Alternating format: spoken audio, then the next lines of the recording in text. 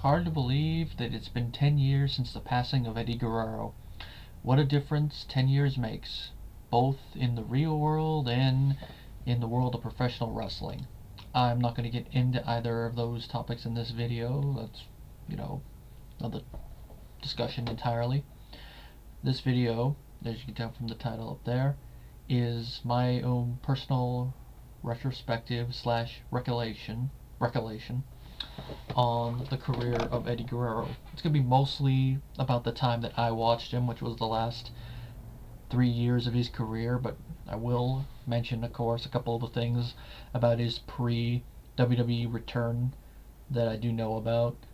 Most of it is, from his early WWE stuff before he left, but I do know some of the stuff about it. Like, I know that he wrestled in AAA and in New Japan, as well as Extreme Championship Wrestling.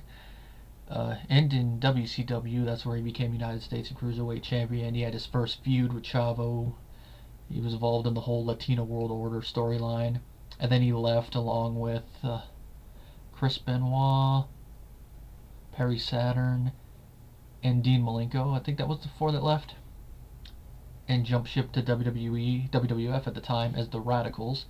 Most of this I know mostly from talking to my friend Joey, who was a fan long before I was. The whole Radicals invasion thing, him starting the Latino Heat character, which is the character he was still portraying when I started watching. And then, of course, his personal demons getting the better of him, his drug addictions, which led to him being released or leaving. I don't remember which off the top of my head, but by the time I started watching, he had tamed those demons and had just barely returned. I started watching religiously in June, July of 2002. I don't remember the specific date, but it was around there. I probably could look it up, but I remember the first Raw that I started to watch, where, I watched week to week, was the episode of Raw where Mr. McMahon coined the phrase ruthless aggression, which was the Raw right before John Cena's debut on SmackDown, if I'm remembering my weeks right, but, different subject.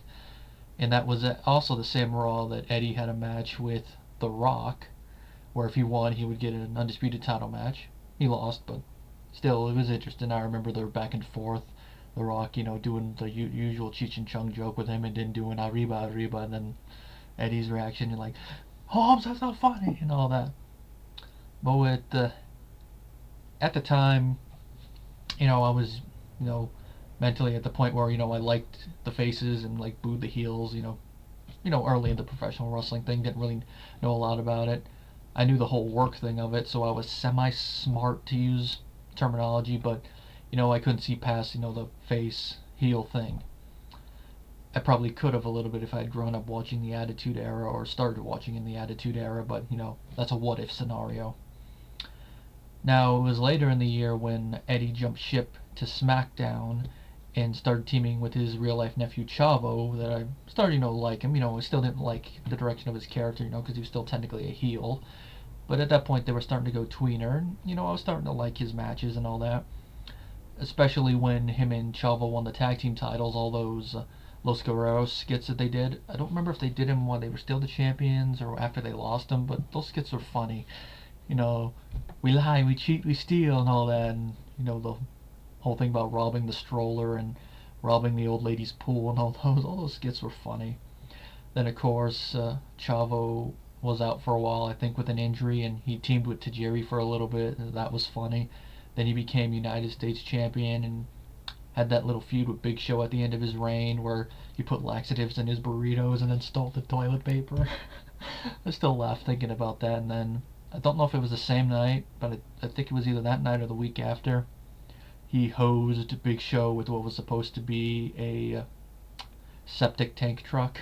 Of course, Eddie went on to lose the United States title to him, but several months later, he was in the WWE title picture, and he took the WWE title from Brock Lesnar in Brock Lesnar's final title match during his first run. Which, the way they built up that feud was perfect, and even though I wasn't watching pay-per-views at the time, the celebration of Eddie winning, very good. And then the storyline he had with Kurt Angle, they brought in his real-life demons for Angle to, If I remember the dialogue right, it was like, Eddie Guerrero was a former drug addict. A drug addict is the last person we need representing this company. Which, of course, this is when they had the two world titles. This probably would have meant a little bit more if they only had the one title, and it was definitely the champion, representing the company. Or even if they would, I don't know if they would do something like this now because of the PG rating, but they still could. Probably mean a little bit more now, especially with all the face of the company storylines they've done the last couple of years. But that's that's a whole other thing. And then having to cheat to win to beat Angle in their title match at WrestleMania, which I did watch. WrestleMania 20 was the first WrestleMania that I did watch. I actually had to paid for the pay-per-view myself entirely, but it was worth it, and I taped it. I don't have the tape out with me, but I would always watch it from time to time. It's been a few years since I watched the tape. I think it's still in good condition now, but that ending was just great. Eddie faking the foot thing, and Angle going for the ankle lock, and then Eddie slipping out of it with his boot, and then Angle getting all like what the, and then going after him, and then Guerrero pulling him into a pin, cheating to win. And then after that, his feud with the recently turned John Bradshaw Layfield. That was a interesting feud. Of course, at the time I was kind of angered by the way that Guerrero lost the title. But looking back on it and storyline wise, it made sense, especially since the GM of SmackDown at that time was Angle, who was, in storyline wise, retired by Big Show. If I remember right, in real life, he was out because of an injury, a minor one or something, which is why they made him the GM. That whole thing I thought worked, and that ending worked. It added more heat to JBL as a character and gave Guerrero a reason to feud with Angle later on, especially when Angle screwed him out of that one match masquerading as El Gran Luchador, which is what exposed his injury as a fake in the storyline. And they continued their feud, but I think Angle won both of their matches they had after that. At least you could say that during their feud, Eddie won the match that was technically the most important, and that was the title match at WrestleMania. And though I kind of skimmed it over, the end of the night, him and Benoit holding both world titles and embracing in the ring and holding up the titles, that was a good moment. That, I guess you could say, is the peak of Eddie's career because of when he died. But it's hard to say if that would have been the peak of his career if he had lived, but it would have been at least the peak of his career, until he won a world title again, which I'll get to in a little bit, because he didn't, but he would have, but that's later on. I don't remember a lot of the rest of his 2004 year. I do remember him and Eddie won the tag team championships. I think that was late 2004, early 2005-ish.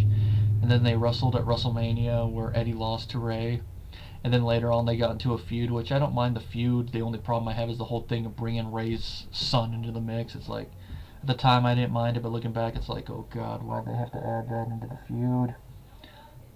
But despite that, I did like the way they played it off as an acting wise. Although Ray's son, not much to expect from him. He was probably brought into it last minute, but the way that Eddie and Ray played it off is like, Ray is not your real father. To tell you the truth, I am your father. All that Eddie was missing was a Darth Vader helmet and a lightsaber. I haven't watched the matches on pay-per-view that they had, so I can't really comment on them. I know there was one botch involving Eddie's wife, but don't really know a lot about that part. Then later in the year, Guerrero started having like a side friendship with Batista. If I remember right, at this point, he was starting to go tweener. He still had his heel tendencies, which he maintained all throughout his face turn. But the whole cheat to win thing, it would be, how he would do it would depend on if he was a face or a heel. If he was a heel, it's traditional heel dastardliness. But as a face, it'd be like, playing to the crowd, like pretending to be down and be like, shh.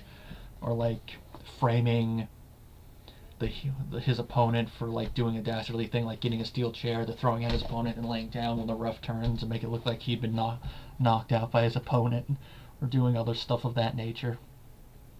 Now his whole friendship with Batista was going to culminate in a world title match, but he passed away before it could happen. I don't remember off the top of my head if Eddie was the number one contender at the time, or if he was going to be involved in a match where he would have won the title back, but he passed away before the match could happen, which, sad. That probably would have been the second high point of his career. I guess for Batista it worked out because he got to keep the title a bit longer, but things happen. And I have to double check this because I don't remember exactly what he died of. Oh yeah, he died of acute heart failure due to underlying cardiovascular disease. I don't know if it had to do with the drug use, but I guess you could say his drug use early in his life probably didn't help. But it's one of those sad things. But even though he's no longer with us, he did leave a legacy, and from years forward, we could still watch his matches. That's basically my personal recollection of Eddie Guerrero, because, like I mentioned at the beginning, I only watched him during the last 3 years of his career. But those 3 years, he was always entertaining to watch, whether it be a heel, face, a little bit of a mix of both. He was always entertaining to watch. That's why, since I have the network, when I actually start watching Nitro, I look forward to watching some of his earlier work, and seeing how he was utilized, though I know from what WCW did, it's probably not going to be good from storyline wise, but from in-ring wise, it should work. And who knows, I'll probably even look up his ECW stuff someday and his earlier WWE stuff.